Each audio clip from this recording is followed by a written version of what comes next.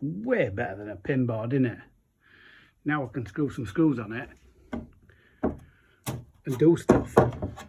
Bit wobbly at the bottom, not at the top.